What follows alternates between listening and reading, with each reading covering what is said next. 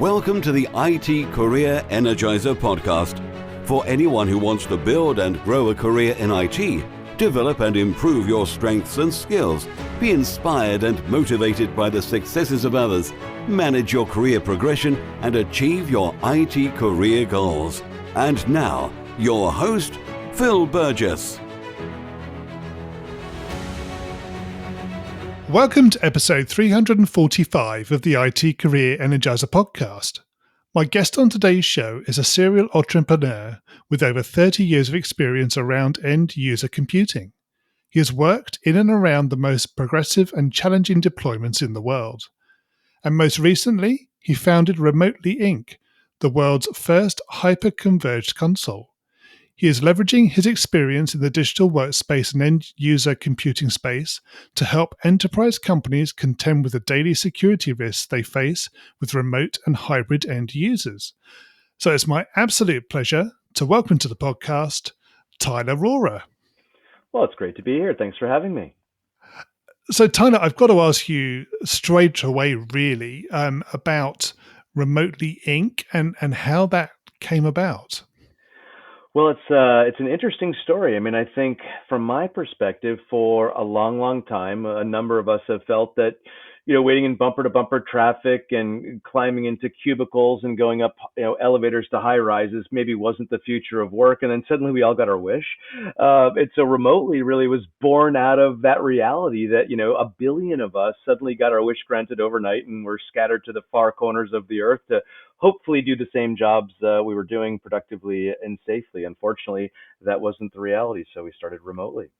Right. Okay. So obviously a lot of people, when the pandemic hit, everybody starts working from home. There was a huge uptake on things like Zoom and Teams and so forth. So how does Remotely fit into that sort of whole world, if you like, of sort of online interaction? Yeah, it's expanding universe for sure. We're seeing solutions like Zoom, like these different points of presence, different collaboration platforms really take hold. What we're also seeing, and really where Remotely, picks up the ball, is we're seeing an increase in consumption in and across Microsoft Azure. So things like Office 365, Microsoft Teams, Microsoft Defender, Microsoft Endpoint Manager. We're seeing a lot of enterprises, really, and mid-sized companies, really, and organizations of all ilk, starting to consume more and more of those services. So there's a ton of information about, their consumption, their telemetry, and quite frankly, their security posture. We add to that the need to then understand the context of who the user is, where they are, what type of laptop or machine are they working on? Are they on a VPN? Are they on an encrypted network? Is their hard drive locked down? I mean, there's a ton of different security questions that we'd want to know. And so that's really what Remotely endeavors to answer is, from end to end to end, what do you have? What are you consuming? And based on that, what are some of the, security and support concerns that your company should really start thinking about to make you a more productive user? I mean, I think that's what we're really trying to get at.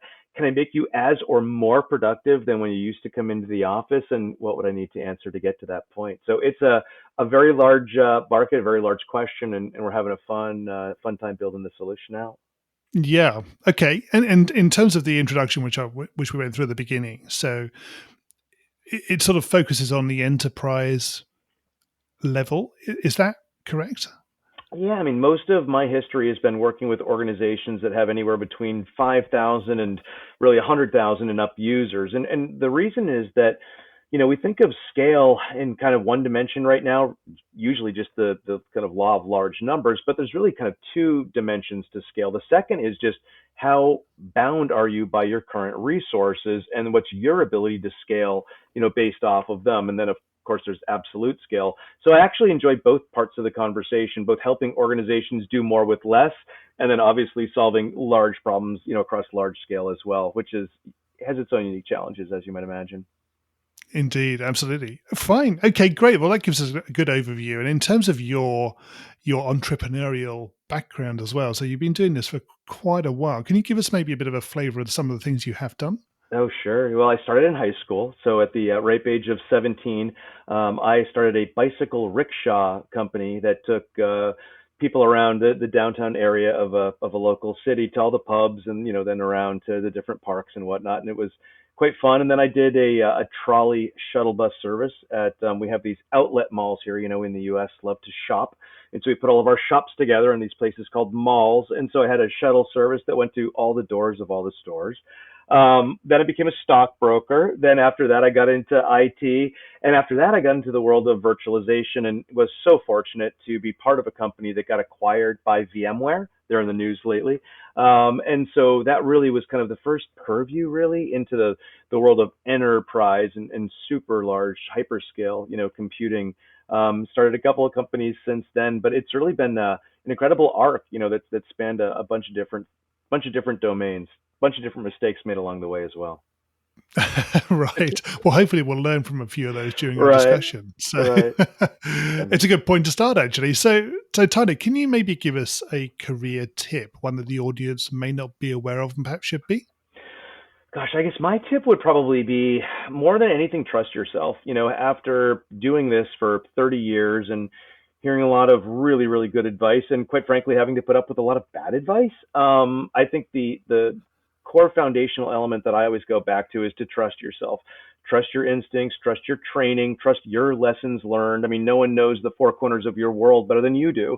And so who better to map it out than you? I think to me, that has really been a powerful notion to bring into any meeting, any setting, whether it's working with investors or development teams, to really have that intrinsic sense of trust that your vision is the right one, and what other vision are you going to follow, right? Yeah, absolutely. And part of that sort of trust in yourself is believing in your ability and your capability as well, isn't it? Yeah, exactly. I mean, I think, we all, we want to believe that we excel in certain areas, and then we obviously have our own self-doubts. And I think, having the confidence to bring your best self to every conversation really goes a long way. And, quite frankly, this is another sidebar part of the conversation with remote work. The politics of work have changed. You're not yourself. You're not in your fancy suit or your fancy car in the parking lot. Now your work product, either what you consume or create, counts a lot more. So it's a very interesting, brave new world that we all find ourselves in. And I think really having that sense of confidence goes a long, long way, no matter what your pursuit is. I think that's a good point. That's probably one we could have a longer discussion about. But For sure. I don't think we've got time. That could take up a whole episode. Episode 400. We'll put it in the books now. Perfect. Well, absolutely. Yeah. Why not? Right. So, Tyler, can you tell us about your worst career moment and what you learned from that experience? Oof. Well, I mean, in thinking about actually this question, there were two ways I was thinking about answering. First would be just the pure, I guess, advice I would give anyone who's listening to avoid bad bosses. Bad bosses drain your energy. This is the highlight of your career typically, where you have high energy, high creativity, and I wouldn't lose a moment of that to a bad boss. But for me personally, my worst moment was in, gosh, I guess it was two software startups ago. We had rolled out or planned to roll out 500 seats of our software, and someone got a bit rambunctious and rolled out 20,000 seats, literally a seat of software to every single human on their network, and turned it all on a Saturday. And so we're all, relaxing, thinking we got a nice $500 seat or 500 seat deployment out in the books. And all of a sudden we get these panic calls from the network engineers that they were under attack, that 20,000 agents were phoning home. And we tried to tell them we had to, turn the software up louder. And of course, that was the absolute last thing they wanted to do. Needless to say, getting egg on your face, admitting that it was your fault. And then I will tell you this, I've never had software do that since that time. Sometimes the lessons learned are sometimes the most painful, but they're certainly the most memorable. So, I think I've oftentimes been accused of biting off more than I can chew, but you usually can chew it. Right. Okay. And in terms of what you took away from that, what do you do differently? Yeah, I mean, I think, from my perspective as an entrepreneur, you've got to put boundaries along and around some of your ideas. And the reason is, a lot of, I think, the failure of entrepreneurs, at least from what I've seen, is the belief that, if they were successful once, whatever they touch the next time will be successful again. It's certainly just not the case. I mean, I've found it to be the case. I've had certainly a long list of failures and bad investments along the way. But in learning from that, the ability to say, okay, well, how do I prevent that from happening again? Well, let me put some rules around what I will and won't do. So now, from when I develop software and software for large companies, there are certain quality assurance or service gates that we certainly and must go through, or else the software doesn't get released. So I guess I'm a long-winded way of saying I take less chances now. I think that a lot of entrepreneurs will find as the stakeholders and constituents get larger, your ability and your reason for taking risks should probably decrease. So it's been a fun lesson to learn as I've gotten a bit grayer over the years.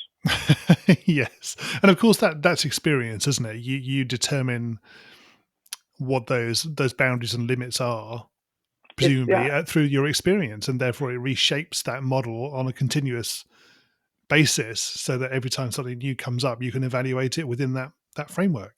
Absolutely. No, I've learned as much from the good ideas as the poor ones. I mean, and by the way, not all ideas are good. I've learned that as well. No. No, exactly. Good. Okay, so maybe something a little bit more positive. Can you tell us about your career highlight to date? Oh gosh, yeah. The kind of two career highlights that jumped out in my mind are really quite and somewhat related, which was, I was very fortunate, about 15 years ago to be part of an organization that made an investment and a bet really in a technology which grew into something quite substantial, and that happened to be VMware. And so for me, the ability to go from, four guys in a garage, with an empty box of pizza and a dog named Boo, to getting acquired by, VMware was quite, an arc from a career perspective. And, as much as that commercial success, felt good, what really was, I think the highlight for me was about a year later at a conference in San Francisco. I was on a panel of young innovators, young entrepreneurs, and in the front row was Michael Dell. Not a Michael Dell, the Michael Dell.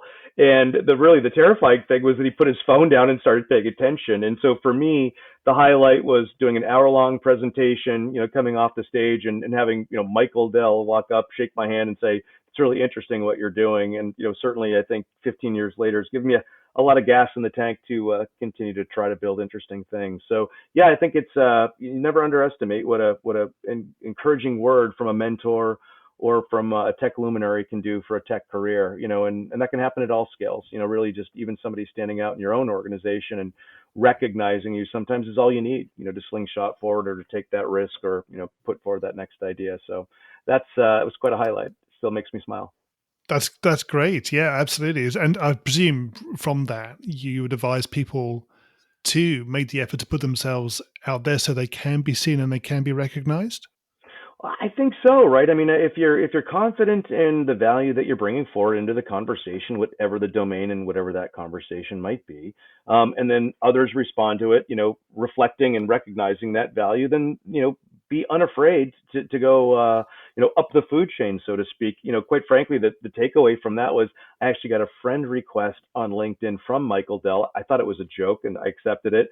And never underestimate how magic can be right around the corner. I used to hear that the deal of a lifetime or the opportunity of a lifetime's happen about every 60 days if you're actually looking for it. So I always thought that was neat. If you actually are out there endeavoring to push the limits, it'll happen. Might be once or twice a year. Yes. It might be once a quarter, but it happens. Yeah, absolutely. Okay. Tyler, can you tell us what excites you about the IT industry and careers in IT? For me, it's kind of the unbounded nature of what it is that we do. I guess growing up, I was always prone to obsession. I loved becoming an expert in different domains. And so one of the categories that really piqued my fancy was theoretical physics and then, of course, mathematics. And what I love about IT, is we really play in that art, of thinking about what would be possible, what could be possible, what would we need to build to make that, possibility come to light, and then obviously what kinds of teams and capital and moving parts are existing currently that allow me to kind of, make that notion a somewhat reality, and then trying to bridge that gap. So for me, it's that notion of, the unbound nature of IT, whether it is solving complex problems inside of an organization, helping them maybe with remote workers, maybe with more cloud adoption, maybe with more security. We're hearing a lot about the blockchain and some of these different new technologies in Web 3.0. That are coming to pass. I would say that just is so exciting, and really, for anyone that is interested in a career in IT, that unbound nature of how many different directions you can go has got to be enticing. Yeah, absolutely right. Good. Okay. And Tyler, we're going to go into the reveal round now. We're going to find out a little bit more about you and the way you think. You ready for this? I sure am. Okay. So, what first attracted you to a career in IT? I love tinkering with stuff and breaking it. Fixing a computer after I broke it and getting it back to stability was almost as cool as mowing the lawn. So I guess I liked broken things and making them better. Right. And what is the best career advice you've ever received? Take chances. I had someone else, tell me early on in my career, what else are you going to do? So take chances is a great piece of advice that I follow daily. And what is the worst career advice you've ever received? Gosh, I guess it would have to be the antithesis of that, which is, follow the rules. I think that I've often found to be fearful when other people are greedy, be greedy when they're fearful. So Yes. following the rules usually is not good advice. And by the way, if you find yourself in detention, that wasn't me. That was someone else. Yes. If you were to begin your career again in today's world, what would you do? Well, interestingly enough, my career started in the world of what we will call client server computing, where you had a server that lived somewhere and then a client that connected to it. I actually think today the API is the new frontier. So learning how to program in and across different APIs, specifically cloud technology, hyperscaler APIs. I think the future is hyper and super interconnected. Cars and robots are going to talk to software in the enterprise in ways that we've never even thought about. So again, very unbounded and very exciting. Yeah, I think that's good advice. I think, Right. yes, you're right. Very much. And what career objectives are you currently focusing on? Ah, well, my hope is at some point to take a lot of these lessons learned, both good decisions and then the poor ones, and maybe even some of the poor ones I've made more than once, and to distill them into what I will loosely call a book. So whether it's a work of fiction or whether it's an entrepreneur's guide to the universe, I have an objective to, when I do kind of wrap it up commercially, to take all of these, good and bad pieces of advice and at least try to put them down on paper. Whether someone will read them, to be determined, I guess, right? Yep, absolutely. And what's the number one non-technical skill that has helped you in your career so far?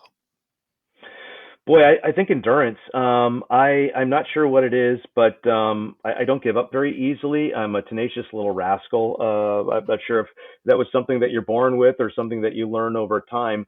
But tenacity, I've actually heard myself described in the third person as well. Yeah, you're very tenacious. You never ever give up. You just keep going, and it makes me smile when I hear that because it's actually a quality that I find quite enduring and something that I would share and encourage all of your listeners to think about as well. I heard it said once that anytime you're about to quit, you usually have about 20% more in the tank. You can give 20% more before you really should quit.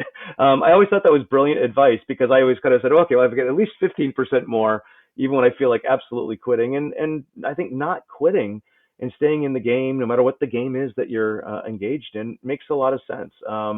It's when you self-select yourself out that you're right, you're done. But if you stay in the game and stay in the conversation, and I think keep learning, stay curious, those are some of the best summations of that advice, I think. They are, yes. And what do you do to keep your own career energized? Well, I'm somewhat technical, so I try to kind of mirror my technical interests with, I'm going to call it sports. So most recently, I got interested in building race car engines. And so I took up this crazy sport called rally racing, where we build real cars and drive them real fast on real roads and then crash them and then build them back again. So I taught myself how to build engines. And so it's fun. Sometimes you'll catch yourself thinking a little bit about work while you're working in building an engine. And sometimes it's the furthest thing from your mind, which both are equally as fun, I think, for me. So that plus I chase a little white golf ball around from time to time, and that never goes Yep. well either. Okay, well, that leads into the next question. I was going to ask you what you do away from technology. Yeah, well, I love the outdoors. I'm absolutely fascinated by nature. And quite frankly, if I wasn't in kind of technology and software, I'm fascinated by the field of biomimicry, which is using, patterns and reveals in nature to create, really interesting materials or substances or fabrics. A lot of stuff there. So I love being out in nature. I have a 13-year-old bird dog, and so he follows me around and listens to my stories and believes about half of them. He's sitting here next to me taking a well-deserved nap. But no, I love being outside. So anything hunting, fishing keeps me smiling. Yeah, good. And Tyler, can you share with us a parting piece of career advice? Yeah, I mean, I think, ask for help. With all the talk that I share about confidence and all of the talk about, putting your best self forward and, learning, it always is a smart idea to put your hand up and ask for help. I've been nothing less than surprised and shocked by how many, folks that are mentors or peers that I used to look up to or still look up to, with just a simple, inquiry, we're willing to help in incredible ways. And that's making introductions, whether it's to new customers, new prospects, new job opportunities, investors, really using that network. I mean, you put all this time, energy, and effort into, creating a good name for yourself. Use it. I think that is advice that I would have used earlier in my career. I think I waited far too long before I started asking for help. Right. Yes. Yeah, absolutely. And Tyler, can you share with us how we can find out more about you and connect with you? Yeah, so I'm available on LinkedIn, J Tyler Rohrer, Rohrer, and then through the work I'm doing currently, it's www.remotelyrmm.com, and you'll find out about how we're trying to converge the worlds of cloud visibility, endpoint visibility, and help up to those 1 billion people that are out there that need security and support, so we can do our jobs productively. And by all means, anyone who has career interest or career advice, career questions, I love that type of interaction. And again, I would invite you to, reach up or reach across, to either myself or to introductions to maybe other people in my network. I'm not sure why, but I think I've got about 8,000 friends on LinkedIn right now. And so I'm happy to make any introduction that might help anyone out there, and, ask that you pay it forward as well. Great. Thank you. Tyler, thank you so much for joining me on the podcast today. It's been great chatting with you. It's been great chatting with you too, Phil. Hi, Phil here again. Well, I hope you enjoyed my conversation with today's guest. You can find full show notes on the website at itcareerenergizer.com/e and the number of the episode you've been listening to. If you haven't already subscribed to the show, please make sure that you do so that you get episodes automatically downloaded to your device every Monday. Thanks for listening and have a great week. Thanks for listening to the IT Career Energizer podcast. To find out more about building a successful career in IT, visit itcareerenergizer.com.